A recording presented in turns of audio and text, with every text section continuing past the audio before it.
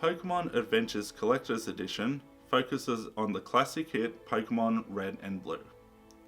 It starts with the Ash-looking character named Red, who has a few Pokemon to his collection and already is looking to become the best. He comes across familiar characters as Professor Oak, Blue, who is Gary, and many other familiar themes and characters. This story focuses less on the TV show and more of an adaptation on the video game. The reason I keep mentioning this is that you may build expectations like I did.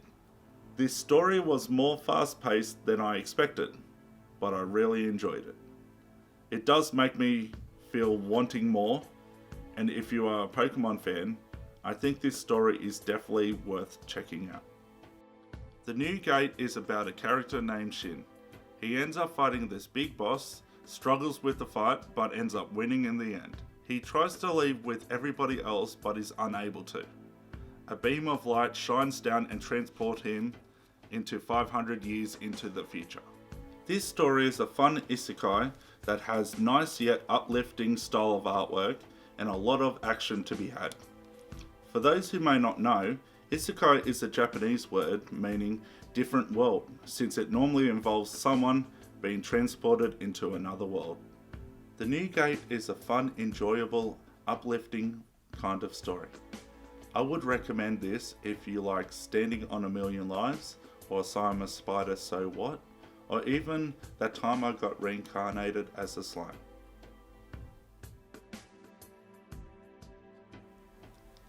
Family Tree starts off with a single mother working at a job she doesn't seem to enjoy.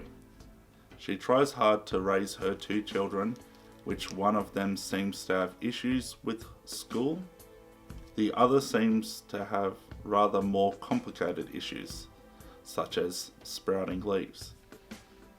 This story has a horror mystery feeling to it that I really enjoyed. I happen to enjoy Jeff Lemire's work, and this is another title that I am definitely adding to the continue series list. If you are a fan of Jeff Lemire's work, while enjoying a horror race against time style of storytelling, then I do recommend checking this title out. American Jesus is about an average 12-year-old boy who hangs out with his friends and talks smack back and forth with them.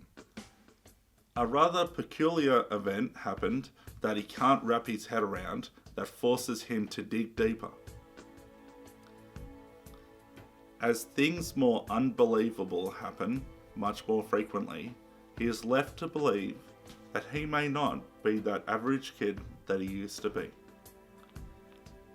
I found this story to be pretty good for the story it was telling.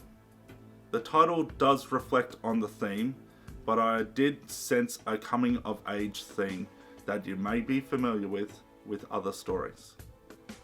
If you don't mind stories that involve religious topics, I recommend picking this up. Happy is about Nick Sachs, an alcoholic, doped up ex-detective. He managed to score this job that has now turned into a complete mess.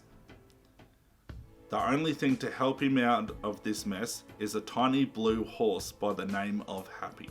With corruption, sex, murder involved throughout the narrative, it definitely reflects through the characters created in this dark tale. I would recommend this graphic novel for anyone who has read The Boys or the Punisher Max series, as it has a similar tone to those series.